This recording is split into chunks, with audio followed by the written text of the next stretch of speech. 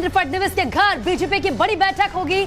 आपको बता दें कि बड़ी बैठक हो रही है। जय कुमार रावल देवेंद्र फडणवीस के घर पर पहुंचे हैं। देखिए एक इंपॉर्टेंट मीटिंग अब देवेंद्र फडणवीस के घर पर भी बुलाई गई है। और बिल्कुल देखिए इस पूरे घटनाक्रम में जिस तरीके से स्ट्रेंथ की बात हो रही थी वो स्ट्रेंथ भी कहीं ना कहीं अब सामने आ रहा है नजर, क्योंकि बीजेपी की तरफ से भी बैठकों का दौर जारी है। देवेंद्र फडणवीस के घर बीजेपी की ये बड़ी बैठक बुलाई गई है। हो सकता है कि बहुत बड़ा फैसला लिया जाए, क्योंकि एक के बाद एक शिंदे की तरफ से दाव चले जा रहे हैं। आज उन्होंने कई बड़े बात भी कही। एक तरफ महाराष्ट्र में भी बैठक हो रही है और अब ये खबर मिल रही है जय कुमार रावल देवेंद्र फडणवीस के घर पहुंच चुके हैं। बैठक शुरू होने वाली है तो हर एक तस्वीर आप तक पहुंचाएंगे। आज हर एक मुलाकात का काफी ज्यादा यहाँ पर महत्व निकाला जा रहा है। गौरव लगातार हमारे साथ बने हुए हैं।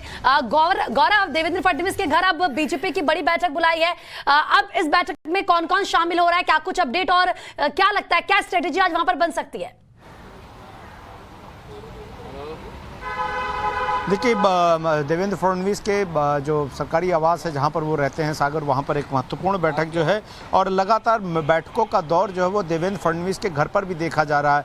कल इस तरह से दो केंद्रीय मंत्रियों को जो कि महाराष्ट्र से ताल्लुक़ रखते हैं, केंद्रीय नेतृत्व ने उन्हें भेजा था यहाँ पर मुंबई में यहाँ के हालातों को नज़र बनाए रखने के लिए। अब उसी क्रम में जो है लगातार बैठकें चल रही हैं।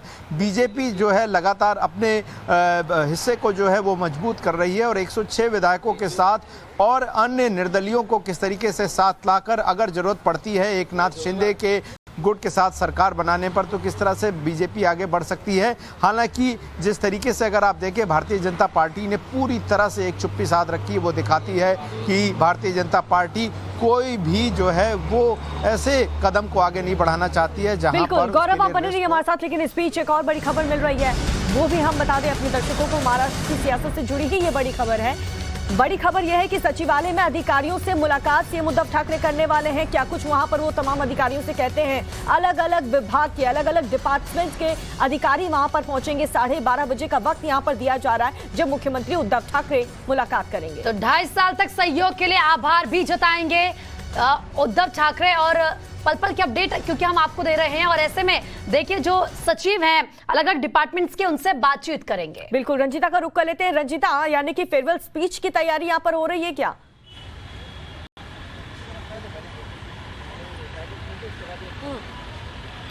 बिल्कुल ताज़ा अपडेट यही है और जो लगातार जो खबरें निकल कर आ रही है उसमें एक बड़ी खबर ये है कि 12:30 बजे वीडियो कॉन्फ्रेंसिंग के जरिए मुख्यमंत्री उद्धव ठाकरे जो सेक्रेटरीज हैं, जो अब तक 2.5 साल में अलग अलग विभागों के जो सेक्रेटरी हैं, उनसे वीडियो कॉन्फ्रेंसिंग के जरिए बातचीत करेंगे। 2.5 साल में जो कामकाज रहा सरकार का, उस पर जिस तरह से सहयोग मिला है सेक्रेटरीज का, उसका धन्यवाद ज्ञापन करेंगे, उनको धन्यवाद देंगे। और जो 2.5 साल में बेहतर जो काम काज रहे हैं सरकार के, उस बारे में भी चर्चा होगी। 12:30 बजे का टाइम रखा गया है और वीडियो कॉन्फ्रेंसिंग इसलिए क्योंकि कोरोना पॉजिटिव है, फिजिकल बैठक नहीं कर सकते हैं, इसलिए वीडियो कॉन्फ्रेंसिंग के जरिए ये बैठक बुलाई गई है। इस बैठक का बाकायदा जो है वो सरकारी तौर पर ये मैसेज भी जो है वो मीडिया में रिलीज किया गया है और बताया ये जा रहा है कि सभी सेक्रेटरीज इस बैठक में जुड़ेंगे और जो महत्वाकांक्षी योजना रही है 2.5 साल में, जो बड़ी योजना है जिसका दावा जो है आघाड़ी जो गठबंधन सरकार है वो करती रही है, उन तमाम योजनाओं में जो सेक्रेटरीज का योगदान रहा है उसको लेकर ये धन्यवाद है। लेकिन सबसे बड़ा सवाल कि आखिर क्या ये फेयरवेल मैसेज रहेगा, क्या फेयरवेल के तौर पर इस धन्यवाद ज्ञापन को देखा जाए उद्धव ठाकरे का, क्योंकि उद्धव ठाकरे लगातार अलग अलग दिन अलग अलग मूवमेंट कर रहे हैं जी। 12:30 बजे की जो बैठक है ये इसी और इशारा कर रही है कि ये एक विदाई के तौर पर। लेकिन रंजीता फिर सवाल तो यही है ना कि अगर ये टाटा वाइब वाली सिचुएशन है, ये फेयरवेल स्पीच की तैयारी हो रही है, तो फिर उद्धव ठाकरे क्या खुद से इस्तीफा देने वाले हैं सीएम पद से? क्योंकि पहले घर छोड़ देना, उसके बाद सचिवों के साथ अब उनकी मुलाकात, आभार जताएंगे 2.5 साल में जो काम हुआ है जिस तरीके से किया है, तो फिर और किस चीज का वेट कर रहे हैं उद्धव ठाकरे? क्या वो इस्तीफा दे सकते हैं खुद से?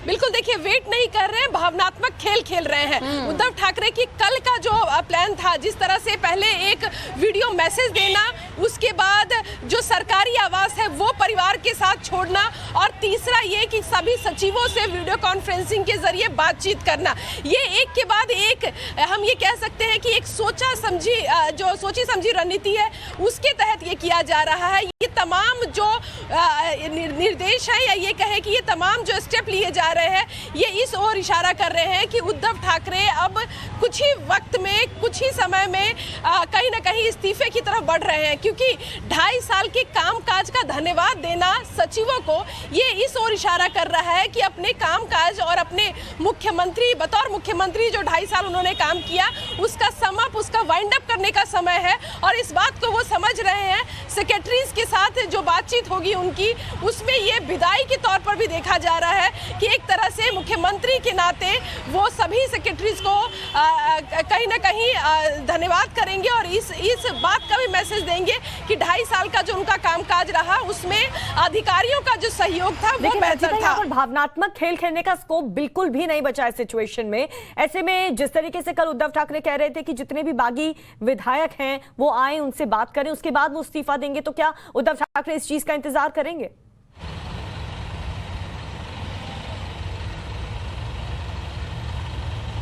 देखिए, हम कह सकते हैं कि उद्धव ठाकरे एक के बाद एक दांव खेलने की कोशिश कर रहे हैं। पहले फ़ोन पर बातचीत करना, उसके बाद ये कहना नेशनल मीडिया में आकर और प्रेस कॉन्फ्रेंस करके कि मैं मुख्यमंत्री पद छोड़ने को तैयार हूँ और विधायक मेरे से आकर मिले। ये तमाम जो राजनीतिक दाव जो है वो उन्होंने खेलने की कोशिश की, लेकिन उसका कोई असर नहीं दिख रहा है। विधायकों की संख्या उद्धव ठाकरे और शिवसेना की तरफ से कम होता दिख रहा है, और गुवाहाटी में विधायक और सांसद जो है वो जुटने शुरू हो गए हैं। संख्या लगातार उधर बढ़ती जा रही है, पावर वहाँ बढ़ता जा रहा है, और इस बात को उद्धव ठाकरे भी बखूबी समझ रहे हैं। उनको लग रहा है कि आप बाजी हार रहे हैं। यही कारण है कि ये जो मैसेज दिया गया है 12:30 बजे सेक्रेटरी से उनके वीडियो कॉन्फ्रेंसिंग से बातचीत की, ये तमाम चीजों पर कहीं ना कहीं फुल स्टॉप। बिल्कुल रंजीता, आपने सही कहा, लौटेंगे, लेकिन एक बड़ी खबर मिल रही है, वो भी अपने दर्शकों को बता दें। महाराष्ट्र में मचे सियासी घमासान के बीच शिंदे की सेना बढ़ती जा रही है। एकनाथ शिंदे के पास शिवसेना के 39 विधायक हैं, तो वही 7 निर्दलीय विधायकों के भी समर्थन का दावा है। तो ये बहुत बड़ी खबर है, यानी कि शिंदे 40 विधायकों के समर्थन का दावा इस वक्त कर रहे हैं। शिवसेना के महज 39 विधायकों के बागी होने के बाद उद्धव के पास मात्र 16 विधायक बचे हैं, यानी कि जो दल बदल कानून है उससे भी जूझना नहीं पड़ेगा शिंदे को। पूरी बहुमत यहां पर मिलती हुई नजर आ रही है, क्योंकि 37 चाहिए थे, लेकिन यहां पर 39 का दावा शिंदे की तरफ से किया जा रहा है। ऐसे में उद्धव की सरकार के साथ पार्टी खोने के भी डर अब बढ़ चुका है। और देखिए, उद्धव के साथ अगर देखिए सिर्फ 16, अगर हम आंकड़ों की बात करें, सिर्फ 16 विधायक नजर आ रहे हैं, सिर्फ 16 एमएलए हैं, तो ऐसे में कहीं ना कहीं अब शिंदे के समर्थन में पोस्टर भी लगना शुरू हो चुके हैं। उस पोस्टरों की तस्वीर भी आपको दिखा रहे हैं। पूरे महाराष्ट्र में बड़े बड़े इस तरीके से होर्डिंग्स लगाए गए हैं, यानी कि एक तरफ शिंदे की सेना बढ़ रही है। 39 विधायक उनके पास हो चुके हैं। मैजिक नंबर 37 थे, जो मैजिक नंबर्स की हम लगातार बात कर रहे थे, ये उससे भी ज्यादा है। और अभी भी ये कहा जा रहा है कि कुछ और ऐसे विधायक हैं जो शिंदे के साथ हैं, जो अपना समर्थन को दे रहे हैं, जो गुवाहाटी पहुंच सकते हैं। बड़ी खबर, क्योंकि लगातार इस पूरे मामले में मिल रही है पल पल की अपडेट के साथ। एनसीपी विधायकों की बैठक टल चुकी है, क्योंकि एनसीपी ने अपने विधायकों की बैठक बुलाई थी शाम 5 बजे वाईबी चौहान सेंटर में। यह बैठक होनी थी। शरद पवार की 4 बड़े नेताओं के साथ बैठक जारी है इस वक्त। तो ये इस वक्त बड़ी खबर आपको बता रहे हैं, एनसीपी विधायकों की बैठक टल चुकी है। अब वो जो बैठक है शाम 5 बजे वाईबी चौहान सेंटर में ये बैठक होगी। गौरव भी लगातार हमारे साथ बने हुए हैं। गौरव, ये जानकारी मिल रही है कि जो एनसीपी की बैठक बुलाई गई थी वो टाल दी गई है, क्या इसके पीछे कारण बताया जा रहा है, क्यों ये बैठक टाली गई है?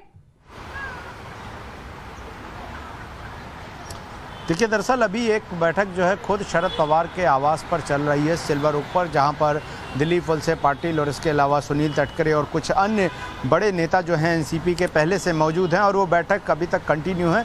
और ऐसे में अभी विधायकों को बुलाकर यहाँ पर बैठक लेना शरद पवार के लिए संभव नहीं था। यही वजह है कि बैठक को समय बढ़ाकर फिलहाल 5 बजे के लिए कर दिया गया है, और इसकी वजह सिर्फ यही है कि शरद पवार के घर पर एक पहले से एक बैठक चल रही थी, और यही वजह है कि 11 बजे का वक्त लगभग जो है तय किया गया था, और अब वक्त बीतने को है, और इसके बावजूद भी जो है अभी तक बैठक नहीं शुरू शुरू हो सकी है। तो जी। जैसे ही शरद पवार अपने घर पर इस बैठक को खत्म कर लेंगे, उसके बाद जो है शाम 5 बजे का वक्त रखा गया है, जब शरद पवार के साथ तमाम विधायक और एनसीपी के नेता यहाँ वाईबी चौहान सेंटर में पहुंचेंगे। ठीक है गौरव, आप बने रहिए हमारे साथ। अमित और रंजीता, आप दोनों का भी हम